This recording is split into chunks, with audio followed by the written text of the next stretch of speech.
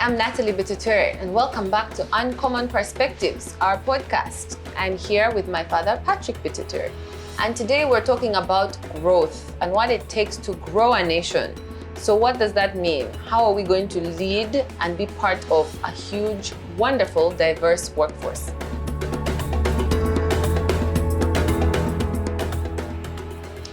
Growth is an interesting word.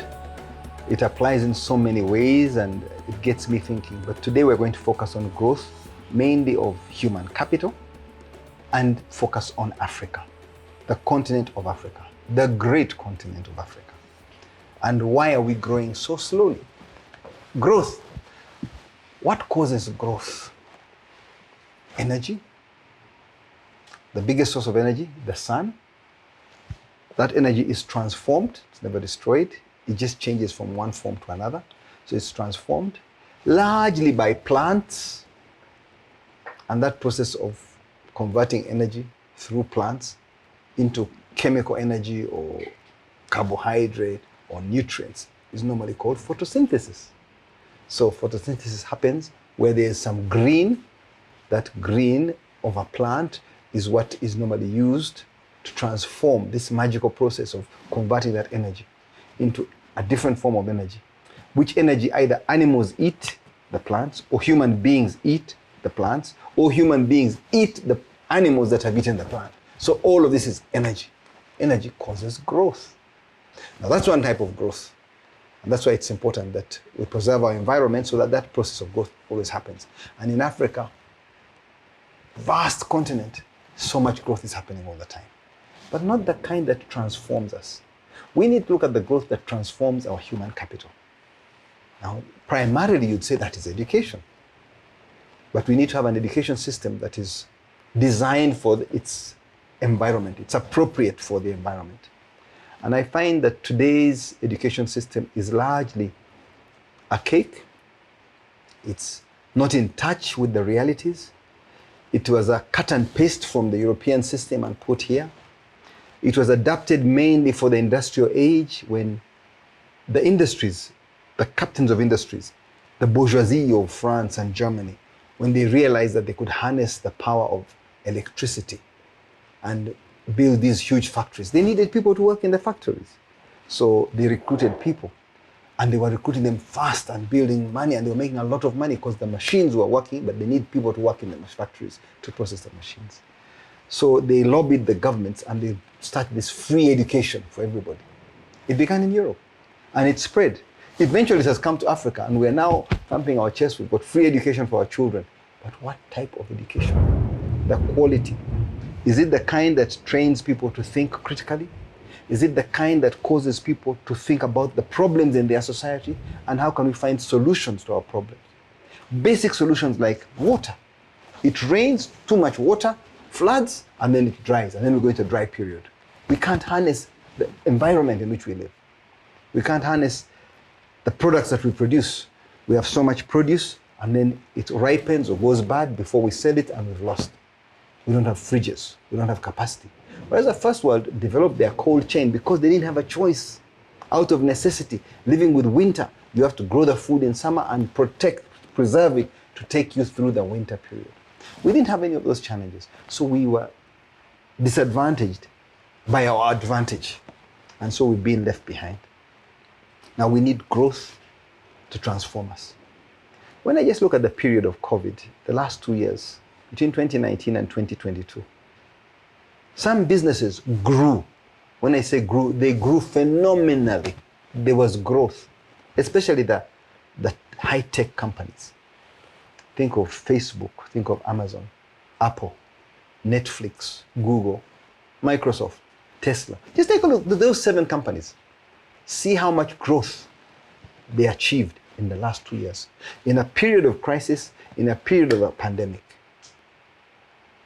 The richest people, the 1%, grew by $3.9 trillion. Trillion, not 3.9 billion, but $3.9 trillion. A handful of people. They got all the growth. The rest of the world suffered by almost an equivalent amount. The world wiped off values, people's wealth dissipated because of that. So some people grow, others, energy has transformed them. They put their resources in certain places and they had an advantage. Now, Africa does not have an advantage in many of these areas. And they have played that advantage that they've had to be ahead of us against us. But we can't keep complaining forever. We've been independent for over 50 years. We've now got to play our cards and we've got to reorganize ourselves and see where we have a comparative advantage and see what we can do and harness our resources, especially our human capital. Most countries said, no, you can't do human capital before you do infrastructure. Otherwise, you have professors walking around, but there are no roads. There's no electricity. So you have to put things in order of priority. Infrastructure first, even if it takes you 10 years, 15 years, put your infrastructure in place. Then you put your human resource, develop your human capital. Better healthcare, better education. Solving the problems, not just for yourself, but for your neighbors. Then there's got to be trade. It's impossible to grow without trade. Now, these 7 companies I talked about, they were selling. That's what caused the growth. Tesla, projections, huge, went through the roof. Their share price went through the roof. All these companies I'm talking about, nearly all of them are billion-dollar companies because they are selling.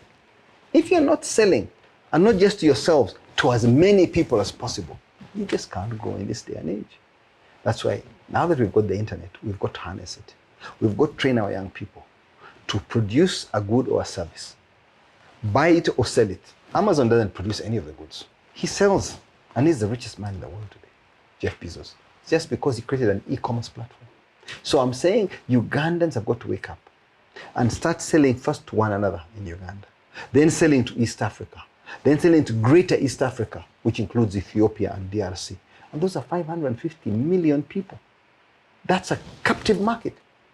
Don't go into West Africa. It's very hard to run a race against those guys. Let them build their own market. They also have another 500 million people there. We capture these 550 million people and interact and trade. That alone will keep us growing. And then we can start exporting to China and to India. Remember, they are trying to get us to be their market too. So we're in a competitive space and we need to grow. Key word is growth in the right direction. Over to you. No, I really agree this time. Mm-hmm. Wow. It's interesting. And I think it has to start from every individual. That's the challenge we have. Because if we're waiting for the whole education system to change, it might take us another 10, 20, 30 years. And when you say infrastructure first, before education and healthcare, did we get stuck on infrastructure? Has it really taken us 50 years to get roads and this electricity that we have most of the time in most places now? Drip feeding. The first world, remember our colonial masters? They keep you on drip. They drip feed you. So you don't die, but they'll never give you enough. We knew we didn't have electricity. We knew we didn't have the roads, but they chose not to help us in that area. You're going to have too much debt. Keep the debt down. Nowadays, we are panicking, or you've got too much debt. We're at 50%. Nearly 50%. They've got 800%. And they're managing. So who put all these barriers? Why can't you allow us to grow and put our house in order and then contribute meaningfully? After all, you've exploited us for so long. Give us a break. But you see, this is my problem. Why must we be allowed to do things? Why can't we do them? Because we are trading with their currency. We're playing by their rules. All these rules that are put in place are supposed to be equitable. But are they truly equitable? Today, you see, we're on the verge of a war with Ukraine and Russia. And nobody could believe Russia would call its bluff and move into Ukraine. We're waiting to see what happens. At times, it takes something like this to cause the difference that is required. I used to call it to break the plate. Like when you're having corruption in a country and you keep washing the plate and using the same plate, no. Drop it, break the plate, let it break. That smash changes everything. That's why countries where they're dogged with insecurity and what have you, a coup happens. That's breaking the plate. A revolution happens. That breaks the plate. And then you start afresh. Unfortunately, at times, it's a very high price to pay. I hate to use the example of Rwanda, where there was a genocide. They had to break the plate. What had been happening was crippling them. But they've had a fresh start and see the trajectory in which they are on now. Sudan, South Sudan, they had to break the plate. South Sudan broke away from Sudan. But then now within South Sudan, they've got to break another plate because they've been fighting these two leaders about how they should run this little country, and they've held everybody at ransom. So at times, maybe you have to break a plate and then start afresh. This is the ideology I'm saying of breaking a plate, where there's a complete new start. Are you ready to break the plate? Which plate? Our plate of Uganda? I don't know. When something is not broken, why do you have to fix it? You have just said we can't just keep wiping the same plate. No, it's taken us so long. Like I said earlier, many countries were at 0. Uganda came from -15. It was an exceptional country. We had been plundered so badly after Milton Obote won, then the military coups we had with Idi Amin, and destroying the very fabric of society. So building it has had to take a long time. Where is the country going? Is this country on the right trajectory? Economically, socially, politically. Now, you choose your priorities. To me, politically it doesn't really matter that much. So long as there's good leadership up there, people can vote every 5 years, people have freedom to speak, security of their property and themselves, that is reasonable for my demands on security. Where are we falling behind? Social inclusion. Too many people are still very poor. We've got to find a formula to bring more people, to have inclusive growth, because the GDP of Uganda has been growing for the last 40 years. But so many people don't feel that growth. And growth I talked about earlier is so important. How do we bring growth to them? Most people say it's capital. They don't have capital. Now, I think tomorrow, the day after tomorrow, the government is going to launch what they call the parish development model, where they're going to pour buckets of money to the grassroots to try and put money in people's pockets, to help that if it can jumpstart the system so that people can learn the essence of money, the language of money, to trade, to buy and sell, to organize themselves in groups. So that might be the right thing. But it couldn't have happened before there was infrastructure. Others, how do they take their goods to market? Couldn't have happened before there was electricity. How do they do value addition? How do they build storage capacity, warehouses? So the government had a host of things to deal with and is trying to put them in order of priority. And it's not like me running my little business. Running a country is a very, very hard task. You have a few managers running your businesses and they are answerable to you and you can fire them at will. Whereas when you're running a country, there are systems, especially the public service system, where people are permanent and pensionable and they are very hard to move and they are so bureaucratic. So it's like turning a ship. It turns very slowly, a very big ship. The bigger the ship, the harder it is to turn. So it's turning, I think, in the right direction, albeit other countries are also turning, they're also moving. So we've got to realize we are in a race. You've got to move quickly and see that you can catch up to have an advantage. I like the example that you give of Rwanda, and I agree that you have to organize your own priorities because everyone has different resources. The budget you're working with, the amount of people, the land, wherever you're located. But you see what's interesting with Rwanda is that they modeled Singapore long ago and then they adjusted their plan and now they're executing it, right? And they're very good at execution in Rwanda. Singapore modeled from Uganda long ago. They came to see how Uganda, this tiny little country, we had formed the East African community. They came to see what was happening here in 1960. Past us? Yes, unfortunately, leadership. Now, Rwanda did so well because, Singapore did so well because the leader there, Lee Kuan Yew, stayed in office for a long time, was autocratic in his style, but he moved his country. He moved the needle from 0 to this. Now, that's what we're trying to do here. We have a strong leader who will move, but he's not as autocratic. What he says, he has to bring the parliament on board, the judiciary on board. He has to persuade the people. There's so many things he could have done in his own style, but he has to be democratic in this day and age. And so we have lost a lot of pace. If we had a complete autocratic leader, then we wouldn't be having these problems of building roads and having to wait to compensate people. Building the pipeline, you have to compensate people. Building power lines, you're held back all the time. So my whole point is, what is Uganda trying to be? If we're trying to throw some money in infrastructure, some in healthcare, some in education, oh, there's COVID, but we also need to do this. There's so many different projects and things happening all at the same time. Yet we have such limited resources and such a huge population that has this huge demand. What are we trying to be? Because surely our education, the training, the mindset, the shift has to be directed so that we're moving towards something. And I just don't see what is that something we're trying to be. What can Uganda do? We're landlocked, so we're not trying to be the biggest port. We're too big to be like a Rwanda, Singapore kind of country. What can we do that's strategic, that's inclusive, that makes the most of our advantages, and that can employ or create work for all these young people who are ready to give their energy to the growth of the country? Uganda doesn't have to be a Uganda, Singapore, or Uganda, China, or Uganda, America. Uganda is Uganda, Uganda. You must be proud that we are Uganda. We are who we are. And we are at the center, the heart of Africa. Mm-hmm. We are surrounded by people. We may not have a coastline, but we are surrounded by people. And all we have to do is tap the human resource here so that it is useful, it is productive. It is an asset, not a liability. Mm-hmm. Having young people, so many young people, is not a liability. Turn them all onto becoming an asset. China's got 1 billion people and they are the factory of the world.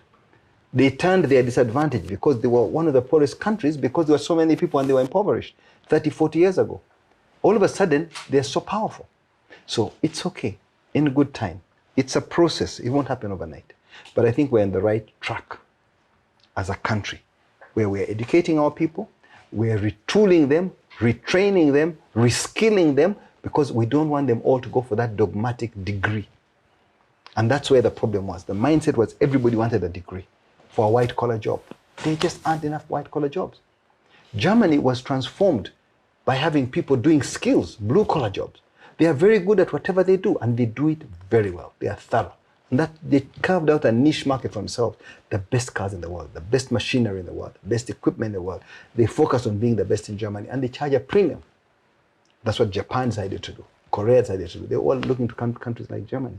So I'd rather Uganda looks to a country like Germany to do things well, excellence. And that's what we're trying to do now. But we're coming from a very low base. But those who will succeed will appreciate it. It's about being excellent at what you do. You can be good traders, you can be good at manufacturing, you've got a captive market around you. If you build and focus on customer service, people will keep coming back to you because we have an advantage over our neighbors especially. And the fact that we are being good people, genuinely good people, that makes a difference. Why do I say we're genuinely good people? Not that other people are bad, but which other country in the world has said, if you've got a problem, our door is open? The number of refugees we have in this country, only second or third in the world. Because we allow anybody to come in. You've got a problem, you're welcome. And we won't keep you in a camp. Kenya's got huge camps. We don't keep people in camps. We give you land. We give you the hole, give you water. Get on with life. It's a shame what has happened in your country, whether it's political or economic, you're welcome. Settle down. Now, that shows we are genuinely good people. And I can compare us, not even Europe would behave like that. America would behave like that, Japan, where they say you're all welcome, just mingle, go ahead. As long as you've got your registration, we know who you are, when we want you can find you, go ahead and work. They're competing with us. So Ugandans are basically, intrinsically good people. We have the resources. There's a lot of pressure now on our resources, but also the methods we're using to harness these resources is still very primitive. We cannot be using the hoe. We need to be using machinery, tractors. Even if they're handheld tractors, we need to move in that direction. If we're going to stay in agriculture, we need to get a big chunk of our population out of agriculture because almost 70% are directly or indirectly involved in agriculture. We need to reduce that number to about 20%. So where do these 50% go? Industry, service, ICT. Get them doing the right thing. That's putting a round peg in a round hole. Right now we've got a round peg, we're putting in a square hole, and it's just not working. So we're fine-tuning the square, the holes, to make sure it's round so that the peg comes and it sits in there. That's what we're trying to do, to get people doing the right thing. It takes time. We've got to be a bit patient. Now, the growth we've had was at the upper end of the pyramid, a little bit in the middle, not enough, and hardly any movement at the bottom of the pyramid.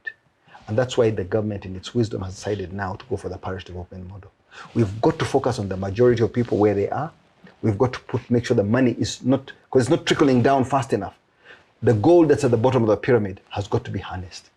If the activity, economic activity, is growing there, if the bottom of the pyramid is active, it will grow into the middle class.